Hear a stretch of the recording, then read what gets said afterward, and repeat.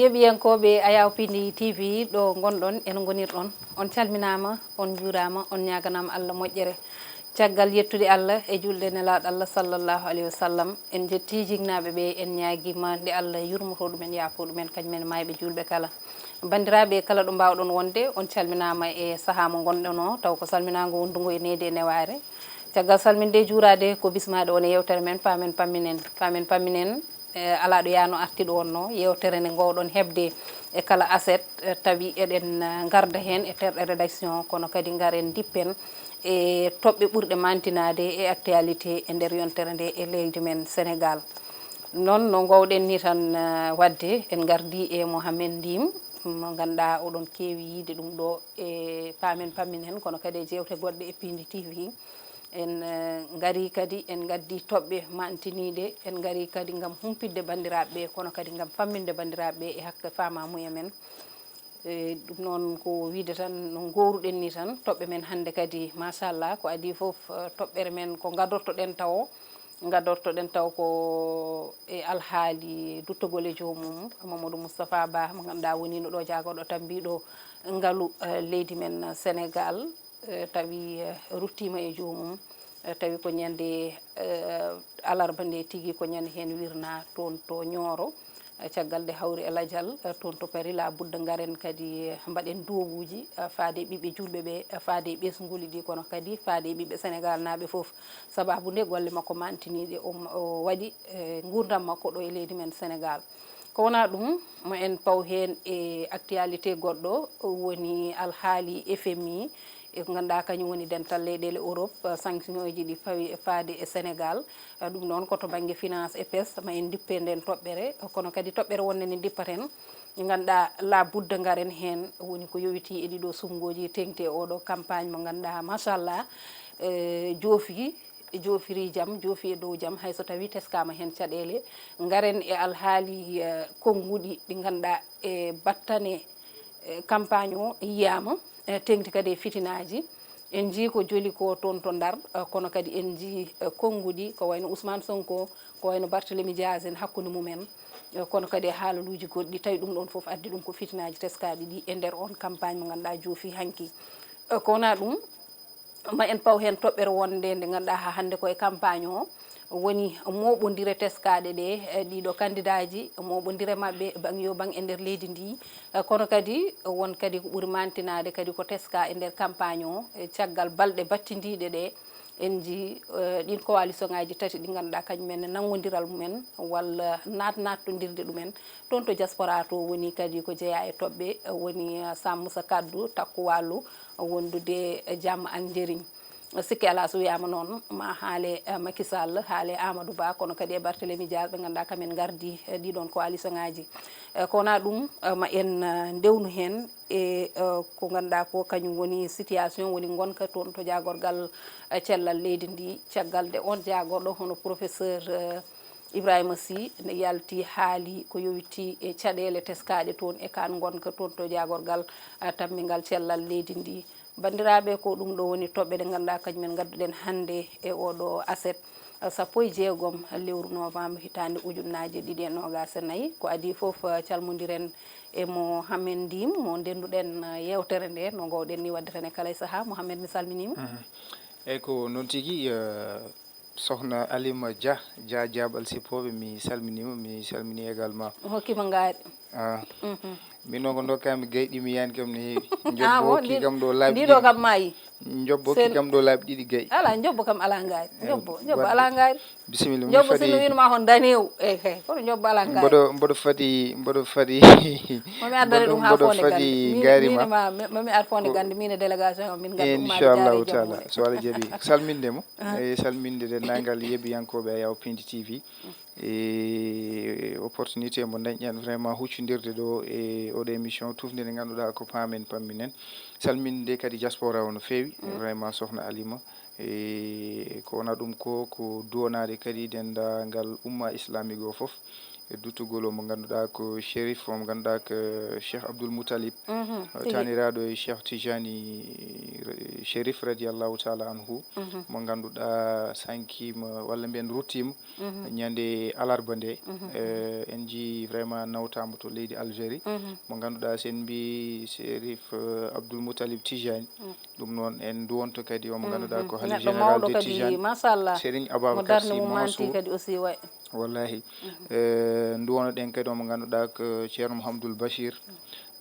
duwono ɗen omo ganduɗa ko halifatul mashrab ceerno madani mountaga ahmadou mountaga cheikh oumar en duwnima dendagal ɓesgu tijaniya foof tawno ko ɗum kadi vraiment ko perte mawɗo e yiide yo Allah yurmomo yaafomo e jarnademo no fewi no fewi ko noon yo Allah yurmomo yaafomo harnamo aljanna kanko e mayɓe julɓe kala Mouhamed ndima Mouhamed aɗan parano sumgoji ɗi no fewi no fewi janggo so allahu lamɗo jaaɓi men cuuɓo e en ñaguimo yo ɗum wonan men kadi jaam e nder leydi sénégal wona kadi to banggue climat o yo won apaisement e kadi wona des élections ko ɗi mbiyata ɗi libre et transparent kala hen mo ganduɗa ko dañƴo polgu wona kala hen dañƴo polgu par ce que ko assemblée nationale ene heewi yiide tan ko yoɓe gardin ma won dañɗo polgu dañɗo majorité o fof kañum dañu eyyi kono kamɓe fof maɓe jaa inchallah par ce que ko représentation goto fof ma dañ ɓe ganduɗa ko ma nawa nulaɓe mum to assemblée nationale je crois que jarani won certaine feyuji quand même ko yoɓe gardin koɓe mbiyata ko deƴƴal leydi ndi d' abord ɗum kadi eɗen eroɓe hen kamɓe foof sa gayni joni ko lawol faade fonde gandi foɗor noddi inchallah ɗum noon yallah won ballo ko noon yo Allah hokku en jaam no mbiɗa ni kadi waɗana en sumgoji ɗi ganduɗa ko labtuɗi ceer tawa ala hay caɗele goote sikki sakka kadi wasa wonde hen tawane laaɓi ceer moni foof yiira yitere muɗum kono kadi memira jungo mum sénégal nde tawno ko neɗɗo goto sénégal enen foof jiidi yumma jiidi baaba ɗum ɗo ko sumgoji tan so gasi tan gasi moni fof kadi faata e hajuji mum Mouhamed ko adi foof hade meɗen natande yewtere nde la budda enen ne garen e mayde Mouhamadou Moustapha Ba mo ganduɗa kañumne woni no ɗo jagoɗo tambiɗo ngaalu leydi ndi e ko ɓooyani e laamu président Macky Sall kadi darde muɗum kadi ko darde mantinide machallah ruttima e jomum ha wirnoyama toon to e Nioro ɗum ko ñande alarba nde caggal balɗe ko goski muɗum kam woni e juuɗe e ɗum ɗon fof ko gam autopsie ji e ko nandi hen weddadema seeɗa tan e o gorkajo mo ganduɗa daranima Sénégal no fewi machallah eyyi alima ko ha joni ko duwanade vraiment Afrique foof andi Mouhamadou Moustapha Ba kam Sénégal yara ko gonga kono kadi ko toujours ko mbiyami ko Sénégal ko vitrine kono kankon ko vitrine c'est un grand commis de l'état en ji parcours baɗɗo extraordinaire mo waɗi surtout noon o saaha mo ganduɗa passage omo ganduɗa ko Amadou Ba nde yeehi nde finance ko noon ne Ablaye Daouda Diallo ha nde o kankone hoore makko nde wonno directeur Ablaye Daouda Diallo nde itta ministre des finances et du budget ko kanko lomti ɗum kanko Mouhamadou Moustapha Ba nde wonno directeur de la programmation budgétaire donc en ji quand même rampe mo waɗi o en ji kadi vraiment wondemo neɗɗo jaam wondemo neɗɗo mo ganduɗa que en ji hay levé du corps makko nde waɗa nde ndeysan yimɓe fof haala ko goto kala ana setto e makko ko ganduɗa ɗum ɗo quand même ko cettuli ɗi ganduɗa en soomi maalu wonande kanko Mouhamadou Moustapha Ba e noon vraiment bettani yimɓe nde tawno en jii ɗum neɗɗo kala no wayi wade hen saahaji aɗa wawa janggo ɗum ni e yeeso mum ko neɗɗo vraiment jaam yamu sa yimo tan e ñagande Allah ɓuɓantamo Allah yurmomo yaafomo e ko jeeno koye calɗi mawɗi kangue meji mawɗi ko yitno e nder leydi Sénégal surtout to banggue finance en jii kadi vraiment en jii ɓen ɓe ganduɗa ko ruttude bon guilay colonel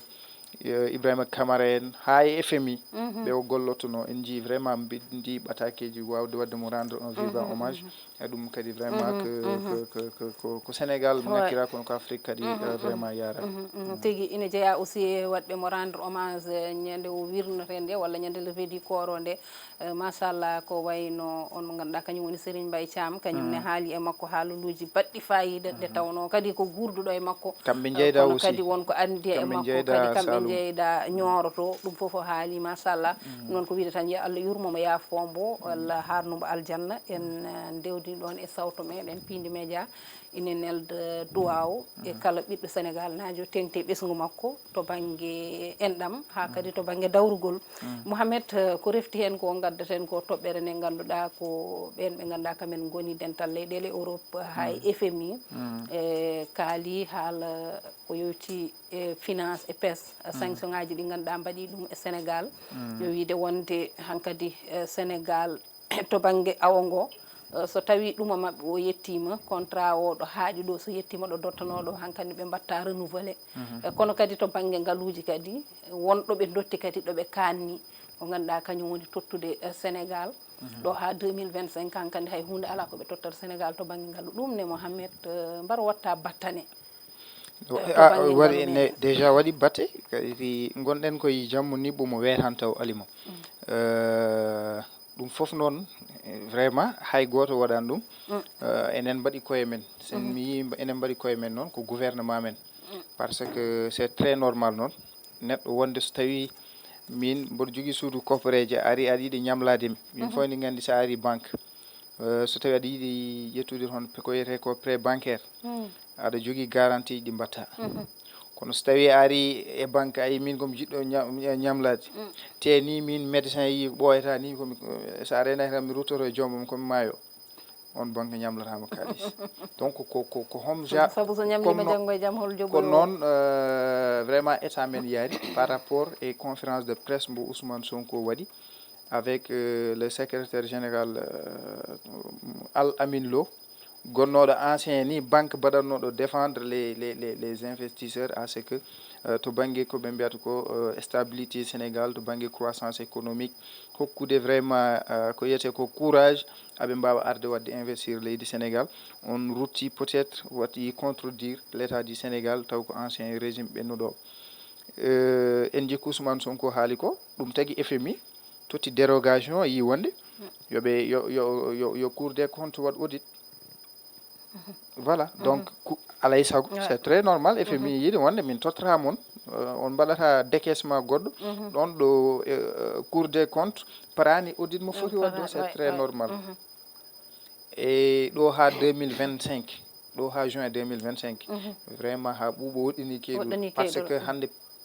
priorité ji ɗi les priorités sont énormes e hande leydi men mbiɗen ke ala ngaalu so tawi tan ko haalde gonga en jii noon jokkudere leydi Sénégal e Allemagne en keeɓi financement heccanki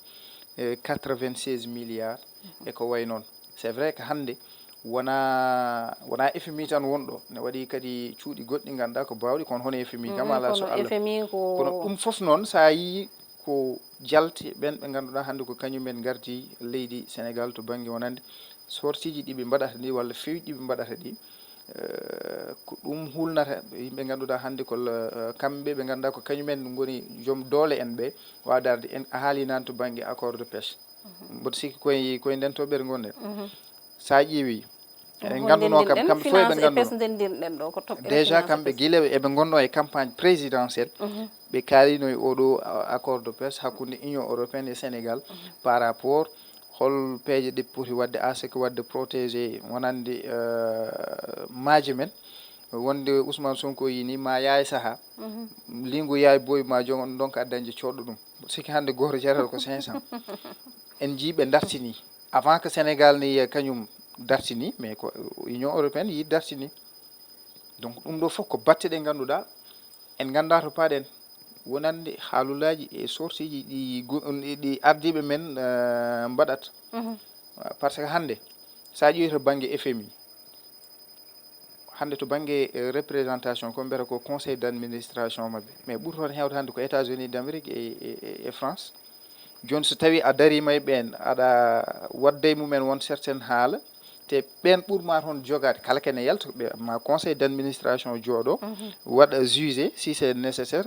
on sahan mbawon dañde totteɗon accord wawde hebde joni noon il faut ƴeewen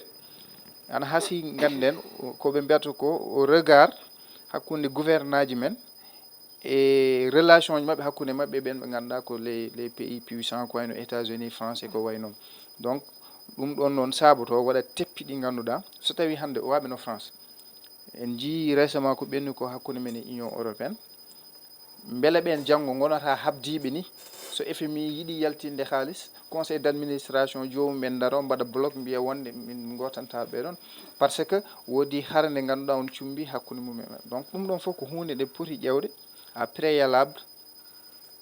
beele ɗiɗo situation ji mbasa heɓtade men min kam mi yiyata ko FMI mi yiyata accord de pêche o c'est vrai noon accord de pêche surtout hakkude men e Union européenne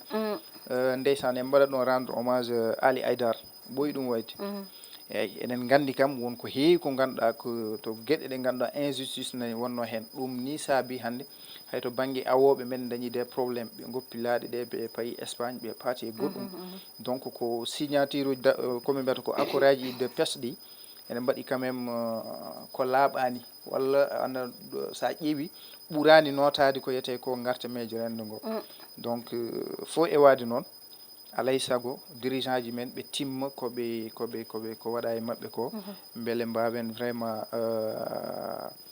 yiide leydi men mbawen yaltude hen ni yaltude oɗo situation ni kam ɗo paaɗen vraiment ene hulɓini ko noon ɗum noon ko noon en tout cas no yaari ni yimɓe fof jii e ɗeɗo balɗe ɗum ine jeeya eko haalate to banggue union européenne woni dental leyɗele Europe kono kadi FMI haaluji mumen faade e Sénégal en jii kamɓe union européenne ɓe mbi ko ɗo e ɗum ummitinaka to banggue contrat ji ɗi kamɓene ɓe dartintu ha laaɓa saabu noon financement ji ɗi kadi ko hen par ce que hande o kala fannu mo mbawɗa yaade alay saago fond uji ɗi gara eɗen jiyatnoɗo eɓe kaala wonde FMI to banggue ñamale ɗe wonno ɓurtirta hani wonde gonnoɗo ɗo hoorejo leydi ndi haali wonde leydi wawa yaade gaga ñamale ɗe ko ɗum ɗon ko hen jeeya États-Unis d'Amérique FMI to ñamlata nan ɗon ɗum noon en mbawa wiide enen aussi en ñamlotako so tawi kadi woodi no way so tawi yeehi ha nder woodi no way kadi so renaki ma won ko ɗum battani so ko ɗum battini so wona darnen koyɗe e leydi no feewi to banggue awoji ɗi kadi enen so tawi ko gonga eɗen katojini e maaje men ɗe eɗen katojini hen no feewi a haali joni hen sahaji won sukaɓe ni ɓe ganduɗa walla gollotonoɓe e maaje ɗe hande o kañumen fof jeehi ndiranoyi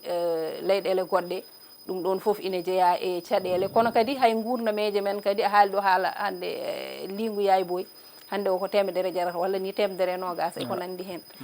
mo capannayyi o sa yeeyama ɗum aɗa wawi nande yitere ma ɗum ɗon ko caɗele ɗum ɗon foof noon so tawi ina safrana ene wona caɗele machallah nan ɗon tan Mouhamed payen e toɓɓere dawrugol eko yowiti e ɗiɗo sungoji en ji tension politique o woni ɗiɗo fitinaji teskaɗi ɗi e dawrugol ngol surtout e ndeɗo yontere ina wayno hunde hulanoni ko haade wonde fin campagne mo ganduɗa ko gulɗo jaw wonata hayso woni kam Allah waɗi wisi hen ndiyam ɓuɓɗam haaɓe duttitima caggal sen mbi noon hakkillaji jahata koye Ousmane Sonko e Barthélémy Dias ɓe kikkodiriɗo goto mabɓe fof dikkima goɗɗo on mami wanni mami wattuni kadi ko hunde nde ganduɗa yonnaka hay saaha goto wiide wonde yimɓe ma joftono ɗe koye mon so tawi ɓe mbaɗani ni konnguɗi kadi ɗi Ousmane Sonko suuti ɗi ganduɗa heewi ɓe jaadani hen Mouhamed an yiyande ma e on fannu eyyi aɗa andi Alima min kam ɗon mbiyami ko ayi kala ka wonnani almudo wonanta ɗum ceerno mum voilà donc ɗum c'est très important hay politique aɗa yiya neɗɗo fina tan naata e politique kono noon ya andu janggo e jaam ma dañ teppi ɗi ganduɗa ko an waɗi ɗum par ce que a rewani ɗo poɗɗa rewde ɗo hunde fof ne namdi heblode quelque soit noon ko mbawɗen yiide Barthélémy Dias to banggue tempéramum no way wade foof kañum rewi e école politique yin ha woni même le secrétaire général tawi koye parti socialiste ɓe ganduɗa wonno toon ko Ousmane Tanor Dieng en e woɗɓe donc ene waɗa formé ɗum waɗi wonɗo ɓe jahata hay won certain niveau a yiyat o addat apaisement kanko Barthélémy Dias nde tawno kanko il connaît le jargon ko ɗum foti wonde Ousmane Sonko peldumomi ko hande ko kañum woni premier ministre du Sénégal. Donc vraiment won certaines provocations ji won certaines gueɗe andi en kamɓe min ko musimi ko tan ɓe mbiyata en ko rupture mi haalana bon peut-être men ngar hen ɗo e ɓoyde mi haalani ni to banggue transhumance o même hay koɓe mbiyata ko beele hande potani change ude caractère ko jiyannoɗen ko peut-être pourtant ko ɗum woni ko yahata ha joni ƴeew caravane mabɓe politique o so ɓe jaa mais otoji jeetaɗi ko ADD jeeta ko min won goɗɗum peut-être ko yimɓe mbaɗani prêté attention ko Ousmane Sonko caravane mum sécurité mum e bip bon c'est très normal ma wadde élément ji gendarmerie en bip ene ko way noon en tant que premier ministre mais ƴeewi élément ji les garde rapproche Ousmane Sonko hakkunde mum e ɓen ɓe ngannduɗaa ko kañumen jogii ndenke kisal leydi Sénégal yaadoɓe makko e woɗɓe ɓe ngannduɗaa waaɓe no Sammoussa Kaddu Amadou Ba en et cetera et cetera et cetera donc a famat enen ɗo gonɗen ɗo en ɓosani ɗon Ousmane Sonko ko premier ministre sa woni premier ministre noon a ƴeewat toujours ko kaalata ko a ƴeewat ko kukkita ko hol batti ɗum jogori wadde e apaisement leydi ndi déjà en jii ko haali ko o ñanden lapsis walla ko wasde andude walla ko holɗum yiide min woni premier ministre ko min jiimi walla ko mboɗo jogii hattan manam hakkunde ces trois ministres là le ministre de l'intérieur par rapport aux situations kewnoɗo to galle Bart mais yimɓe ne nganndi ces trois ministères là le ministre de la justice le ministre de l'intérieur le ministre des affaires étrangères mbaɗi rattaché directement koye au présidence de la république ɓen ne jogii hattan wadde renseigné o bien avant que président de la république wawde gollodirde mum ko premier ministre en personne donc ɗum ɗon en tant que premier ministre on foti safrude ɗon haala ma ko wona ɗum ko aussi ko no jolfuɓe mbiyata ni kumma am ndey kumma amul ndey ƴeew les gardes rapprochés de Barthélémy Dias ɓen ɓe ngannduɗaa ko kañumen yimɓe bon en jii quand même to baŋnge preuve aji ɗiɓe totir wonande ko tumite e maɓɓe ko wona kamɓe mbaɗi ɗum en Saint-Louis mais pourquoi caravane Barthélémy Dias tan kañumen garduji mumen itta autoji mumen mbaɗa saisir en gonɗen koye république gonɗen koye démocratie normale je crois que ɗum ɗon fof ne wawi mais Ousmane Sonko en jii nde o ari damal galle Barthélémy Dias o haali ko wonande ko nde waɗata defe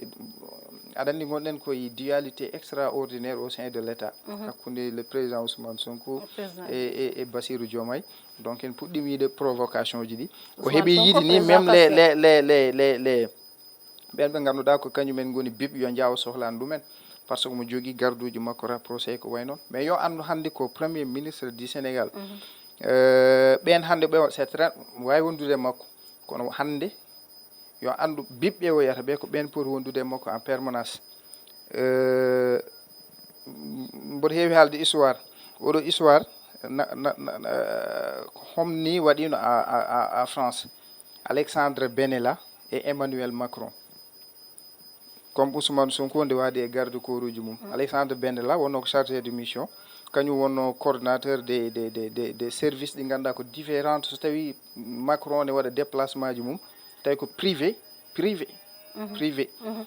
kañum gérata woni le coordonnateur c'est lui qui coordonne en 2017 en jii nde CRS wanno ɗo manifestation à Paris mais o ƴetti ko rôle Alexandre Benella ƴetti ko rôle policier mais ko ɗum tagi Alexandre Diagga waɗa punir nanay ha joni woni koye procédure judiciaire ɗum woni laamu démocratie normale neɗɗo fof yandu ɗo foti darade ganda ɗum woni fodde ma ko ɗo ponmi haadde ko ɗo ponmi ɗo donc ko ɗum ɗon mbaɗeten ertodemɓe e vraiment hannde e nos acteurs politiques ɓe ganda politique wonɗo foti haadde en tant que cas premier ministre ko Macky Sall yiyata ko socle o hannde kanko nomo jeeya ɓen ɓe ngannduɗaa kañumen ngoni socle o e vraiment o wawa safrude jalte ɗe o wawa safrude kadi ko yiyete ko so tawi omo haala walla eerade aussi surtout jaam o jaɓa wadde consommé ko ngannduɗaa omo anda hannde ko no ɓe mbiyata ni sa funima a joto wala woni Barthélémy Dias woni Bougane woni goɗɗo e goɗɗo yo anndu ko kanko woni premier ministre e wonko ngannduɗaa so tawi tan waɗi surtout noon hannde jombani e makko kanko adade ni erade fitine nder leydi Sénégal donc min kam ko on message mbaɗen vraiment en tant que premier ministre voilà min en betim noon kam so Allah voilà eɗen gandi kam konguɗi jabjabtodiri ɗi peut être ɗon o addi wonde mo candidat to banggue Pastef kono noon ɗo haali ɗo e haalaluji ɗi ganduɗa ɗi faati koye fitinaji teskaɗi ɗi caggal o aɗa nde o haali o wi ko ngol ɗo watti mi anda ko laabi tati omo yanete hay hunde haalaka so tawi ɓen ɓe ganduɗa kañumen on hoorejo leydi ndi e on jagorɗo tambiɗo nden kay kisal leydi ndi so tawi kalani kanko ko joftantoɗo hoore makko mais c'est lui qui est non attends ɗum ko lapsis walla ko holɗum par ce que Ousmane Sonko kañum woni premier ministre du Sénégal alima bon peut-être woodi ko haali ni ɗum peut être ɗonne kadi wona hakkunde est ce que hakkunde makko e ministre de l'intérieur ne wawi wasde wonde hakkunde makko e ministre de l'intérieur mais so tawi o yi état o waɗi vraiment ko un état faiblard c'est lui qui est le premier ministre wadde il yo wat démission état o waɗi fayit so tawi joni état waɗi fayi état o rôle mo fonno joude o jouani ɗum état o yani e on banggue so tawi ko noonu yiɗi wirude ɗum kanko ardi laamu ngu eɗen mbawi wiide gouvernement o hande woni laamu ngu ko kanko ardi ɗum gaga président Diomaye heddiɓe ɓe ko kanko woni dow mumen wadde omo jeeya e oɗon responsabilité kono kadi Mohamed ko jiiɗen ko beele a sikkani peut être ko kamɓe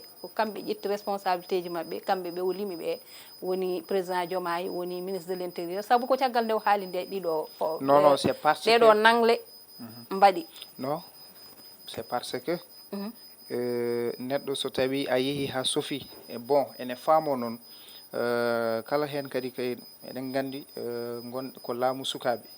ko mbiyata ko toujours feugue de jeunesse o yaltat ɗum noon saaha fof kadi joomum hay so tawi woodi ko haali ko fota haalde hay so tawi ko premier ministre eɗen gandi jogui ko ƴiƴam kesam ko ƴiƴam sukaɓe saaha fof ne wuula kono ne moƴƴi saaha fof arta kadi ko mbiyata ko e raison mais noon eɗen jogui président de la république bon e information ji woodi ko keewi peut être ko ɗum yaltini ɗum yaltiri caggal mais no way wade fof quand même je crois que mi waɗat saluer acte Ousmane Sonko nde o ari à Baobab o noddi vraiment accalmie kala sympathisant Pastef yo jooɗo arta deeƴa ko ɗum tan poɗen wadde par ce que o wi ko heeɓi ko yinno ko tawde woni ɓen mbaɗi réagir wadde kamɓe yoɓe ndeeƴ te en jii aɗa andi kamɓe ko waɗi Mohamed fotani wonde ɓe eero fitina tengti hande e baɗono Sonko par ce que hande o won e sukaɓe ɓe ganduɗa hay so wi ɗumen ƴettu laaɓi jiwa hoore ma yiwat hoore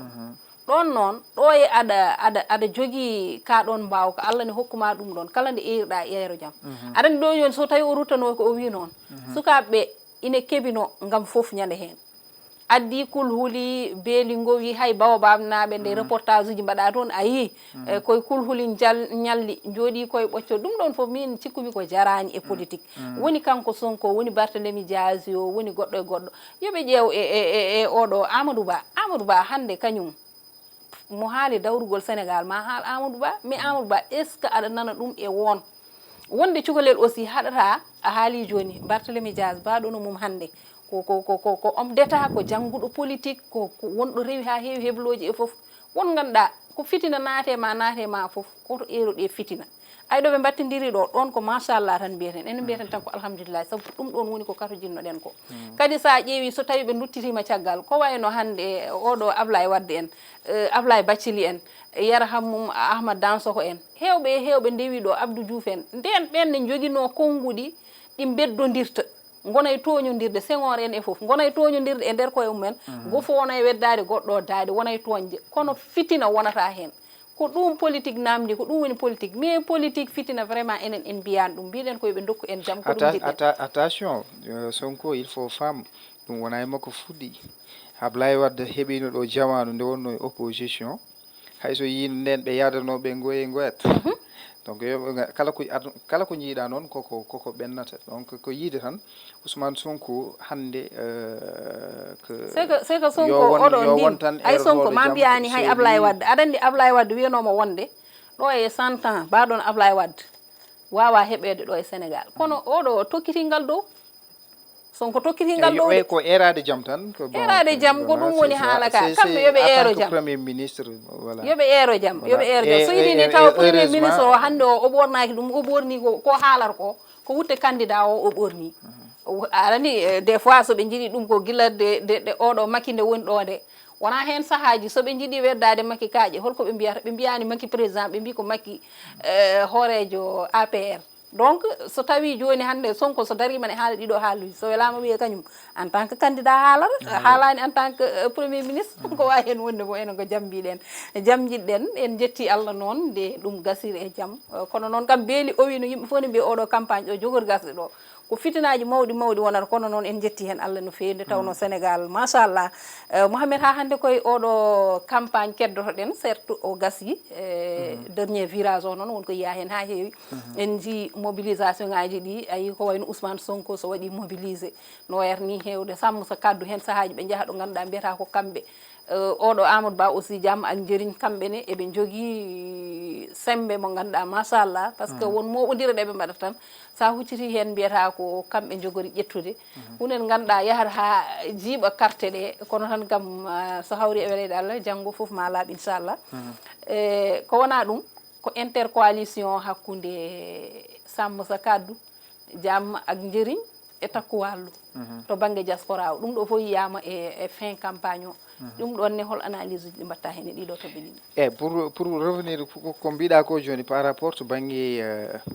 massification ji ɗi jeeten ɗi wonande fuuluji d'immense ɗi yimɓe jeyata so tawi vraiment caravane uji ɗi mbaɗi e ko wayno to banggue mitinaji ɗi en duttoto tan e élection ji présidentielle yiide joni neɗɗo wata saɗa waɗa statistiquement wata fawɗum e fuul mo mbatta drainé e yimɓe par ce que sen ciftori élection ji législative ɗi wonde Benno Bokk Yakar addani Amadou Ba APR Amadou Ba nde Macky Sall waɗimo choisir kañum woni candidat Benno Bokk Yakar présidentiel 3 millions de parrainage holtodi ngoni donc voilà wadde je crois que hande kam to banggue fuul yimɓe fof hawi ɗumen to banggue fuul kam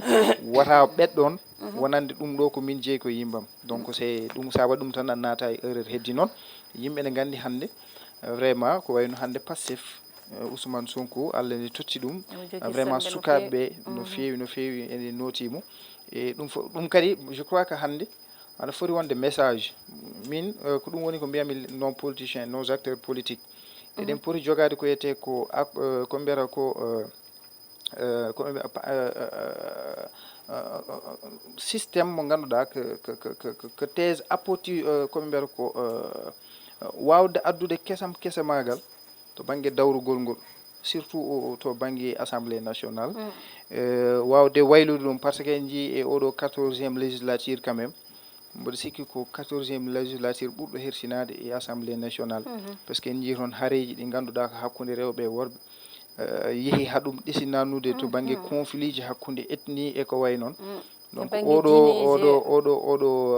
15e législature eɗen ñaagui quand même e eɗen jogui hen yakar par ce que en jii hen yimɓe ɓe ganduɗa quand même sa ƴeewi ko wayno banggue Sénégal kese ko wayno ceerno Alassane Sall e yaadin mum Abdoul Mbaye en sa ƴeewi hande ko wayno parti bo Ousmane Sonko en e ɓen ɓe ganduɗa hande vraiment mbaɗama investir a tawat toon ɓe ganduɗa ko waɗɓe fayida gandi ɓeeɗo ko waɗoɓe défendre cause uji wonande rendo ngo so tawi kay vraiment trahison waɗani sa ƴeewi hande ko wayno Sammu sa kaddu en jii ko wayno Barthélémy Dias hay goto haalta ha parcours mum to banggue dawrugol ko wayno Pape Djibril Fall Anta Babacar Ngom sen mbi Anta Babacar Ngom ɗon en mbaɗat hen en gaddat ɗon ko yiyete ko leadership féminine en jii ko wayno Dundu Mamadou Madana Kane Mariam Selli Kane ne ko wayno donc tawi quand même won yimɓe ɓe ganduɗa hande ɓeeɗo so tawi ɓe jeehi à l'Assemblée nationale vraiment min dañ assemblée mo ganduɗa peut être ma yimɓe mbawa yitade ko yiyete ko andude ɗum ɗo wonno nafoore député woni a toon to assemblée nationale ko wonde ɓe ganduɗa ko joguiɓe daade ɓe ngala daade e bon eɗen ñaagui vraiment yoɓe ko nawataɓe toon ko yo ɗum nawɓe toon et bon c'est très normal ko jiyeten ko e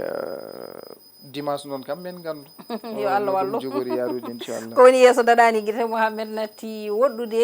ɓoyata so hawri e welede Allah ma ande holto hunde jogori wattidorade Mouhamed enenne to battidortoɗen tan ko toɓɓere nde ganduɗa nde woni 4e point meɗen walla ni 5e gonka toon to jagorgal cellal leydi ndi tawi ko jagorɗo e hoore muɗum professeur Ibrahima Sy ko kañum de yalti haali haala gonka ka o haali fodde ujunere e capanɗe jeetati agent ɗi ganduɗa ina goni toon e gonka ganduɗa rewani e lawol kono kadi fodde temedde jeegomo ɓe ganduɗa kañum enne ine lime toon to ganduɗa to banggue solde fichier solde o ko nandi hen o haali kadi haala kopporeje kewɗe capanɗe 4 million pawɗi to banggue Kolda to ɗum ɗon foof ine nanna e cukkiri ɗum ɗo noon ko gonka ka ganduɗa o waɗi kankone yurnito makko ngam andude ko ɓenni ko holno yaaruno ɗum ɗo Mouhamed ko gonka ka ganduɗa ko gonka kawnika yonnete walla holno waɗa eyyi en jonna ɗum par ce que ndi so tawi an a ari e direction a tottama département sa ari haadema annene vraiment wadde ko wiyete ko élaboré feuille de route ma alay saago ganda holko tawɗa ɗon alay saago jurniɗa wadde docteur o foti waɗi ko foti wadde malheureusement noon o tawi tan ko ganduɗa ɗum ɗo ko ɗum woni ko kewti wadde walla ko wowi wadde e ɗum ɗoji men hannde no ɓe mbiyata mi haalinade mbimi wadde toujours koɓe mbiyata ko lamɓe mbiyata ko recaser les alliés politiques donc ɗo mbawɗa yaade fof noon to banggue wonande expert uji fof ma taw ɗon ɓe ganduɗa ɓeeɗo aɗa andi ala ko addi ɗumen ɗo so wona gueɗe dawrugol hande to banggue en jii ko kewi ɗo ko to banggue transhumance e ko way noon mais woodi noddaɓe kalda sa ƴeewi wonko kalda ha mbaɗi ficelé so tawi en keeɓi majorité mais ko o direction tottatama walla ko oɗo ministére tottatama ɗum yimɓe ne gandi ɗum ko guila e laamu Ablaye Wade woni fof tan ma won ɗo sukka Ablaye Wade nde waɗi ɗo convoqué Moustapha Niass e omo ganduɗa ko yo Allah ɓuuɓan omo ganduɗa ko kanajo o Djibo leydi ka mais goto e mabɓe fof a dirantuno ko poste premier ministre en jii ko rewno ɗon ko bon histoire jimi yite tan ɗum ko ɗum politique Sénégal way noon en jii quand même ɓeɗo nde ɓe gaari ɓe kaalino wonde wadde réduire to banggue dépense uji ɓurtuɗi laamu ngu waɗata c'est vrai ardinoho ko Macky Sall kila e nde wusata ɗo dépense uji to banggue sa ƴeewi parc immobilier téléphone aji koyno coût des milliards mais finalement a tawat des nomination je ko way noon yahata ha ni a yejjittu enen en mbino wonde ene jeeya e eɓɓoji men wawde ustude dépense uji ɗi beele hande nguɗo laamu mo yontani ɓe mbaɗa fusionné won certaine hande département ji walla won certaine gueɗe ɗe ganduɗa ɗum waɗe fusionné tawi vraiment wawata kadi ɓeydude dépense uji en jii les chargés de mission toon président de la république en jii oɗo élection loote ɗe jiiɗen ɗe to banggue transhumance forcément so tawi ɓe keeɓi majorité min jii des nouveaux têtes ɗi ganduɗa sikkuɗa Sonko wino ɗo wonde so neɗɗo walliɓe hoto ɗamino hunde de non ɗum ko haala tan ɗum ko haala tan par ce que ande wonko won propos ji o waɗi tenir je crois que Mbacké koye on zone yiide wonde kanko ala fof mo eri yiide wonde yo ar walla mo to banggue waɗamo soutenir mais en jii Galoba ko haali ko en jii Galoba ko haali en jii omo ganduɗa ko Bara Gaye haali ñalawma haali date haali heure donc yiiti ɗum ko ɗum haala politique tan et malheureusement le docteur Ibrahima Sy ko waɗi ko c'est très normal mais ɗum jeeya koye gurdam men politique to banggue Sénégal arɓe fof garat ha mbaɗa ha heewa vraiment ha ni département o ronka ɗum hattande tawi ko ɗum gueɗe politique ɗum waɗi noon pour mbawen ɓamtade quand même ça sera très difficile ko noon ɗum noon Mouhamed hojomaji meɗen de koko gasi ha laaɓi kono vraiment toɓɓere nde ne wawno ɓurde ɗo yajde no hanniri ni kono tan malheureusement Djiby Dieng nana waɗami signalé wonde hojomaji meɗen gasi ha laaɓi ɗum noon ay mine hooram mboɗo wawno ɓeydude hen kono tan Mouhamed han kadi ko mbaynortoɗen tengti ɗiɗo sumgoji hol erango mbatta e ñagade tan janggo vraiment yo yimɓe pinɗo fo yo hasito yaha wotoya joɗo galle mum sabbo résultat ji eyyi tawi kadi jarani ko wiyete ko des provocation e ko way noon wallahi tawi jarani des provocation e ko way noon nde tawno o saha hande ko ɓenni ko e mois de mars 2020 ha totalement 2021 Sénégal koye épisode uji bon covid les 86 morts inflation guerre russe Ukraine en jii hannde bon donc a tawat o sahaa mo gonɗen leydi Sénégal ko donɗen ɗum ko ni hattanani ɗum wadde enen o sahaa jombi tan ko to enen kala ko fatuno e jamme kisal beele vraiment stabilité leydi ndi goɗɗo fof e hoto galle mum jooɗo fada proclamation des résultats kala hen gagniɗo ganden ko on Allah totti ɗum e yimɓe mbawa kadi jam voilà dañɗo foof kadi soɓe jeehi to assemblée to vraiment yoɓe gonir toon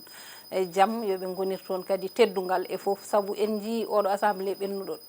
ina wayno hay hurum ni woni ko alano toon par ce que ko kormodiral e nder koye mabɓe ni ina sattuno toon par ce que ko yiyetano toon ko vraiment ko hunde ganduɗa ko hawnide te tawno noon hankkadi hunde ne hawni tan sa walli kam tan walla so tawi won moɓodiral ngal mbawɗa addandemi tan no way wade fo sa wayno Raky Diani hatta a nawet toon to assemblée to ɗum ɗon noon ko caɗele ɗum ko caɗele mawɗe mawɗe mawɗe ɗum waɗi oɗo législature jawtuɗo woni 14e législature o en jiino wayni ko hunde hawnide hunde kadi nde ganduɗa ko heewi hen yonnaka vraiment ɗo noon ñagotoɗen tan ko yen dañ goɗɗo ɓurɗo oɗon 15e o yo won ɓurɗo laabi sappo guila e banggue gonka ka e needi ndi e fannuji ɗi e darde nde e foof yo waylo ha laaɓa ceer enen ko ɗum katojinɗen yahoɓe toon ɓe ganda ko nayi ɗumen toon wona politique nayi ɗumen toon nayi ɗumen toon ko daranade ɓiɓɓe leydi ndi ko heddi ko ko élection ngaji ɗi Allah wallu en wona élection ngaji ɓuuɓɗi élection ngaji deeƴɗi e jaam e kisal enen fof jiiɗi yumma e baaba enen fof ken gotum heddoto ko jiyanɗe certuɗe tan woni politique ko heddi ko fof ko hay hunde enen ndendi foof men sen gayni ko enen gottoto enen kirtotto enen baddata foof men ɗum noon yo Allah won ballo tan Mohamed oɗo ɗum ɗo jawtuɗo wonmo jejjinmi salminde ɗeɓi fiidemi kono noon mi salminamo tan hannde Monsieur Diallo walla non wona Monsieur Diallo Monsieur Diallo kañum ñande fof ko calminteɗo hay somi salminani an ka calmino walla Abba salmina ɗum noon ko Raky Ismaïla calminten Raky Ismaïla Dia aɗa andi oɗo jawtuɗo kanko ɓoruno kam jejjinmi salmindemo nde tawno noon ko kangaɗo nan ɗon tan en calminimo toon to France o tawate oɗo saaha Raky Ismaïla salminama nan ɗon en calmini dendagal yeeɓoɓe en kala ɗoɓe mbawi wonde e noɓe gonir foof en jettiɓe no fewi en jarniɓe kono kadi eɗen beltaniɓe bandiraɓe gasi ko ɗum ɗo wonno pamen pamminen aadi men e nde ɗo yewtere so hawri e welede Allah ko aset paaɗo ɗo e nden yo jaami kisal e nden kala woni menen kala on jarama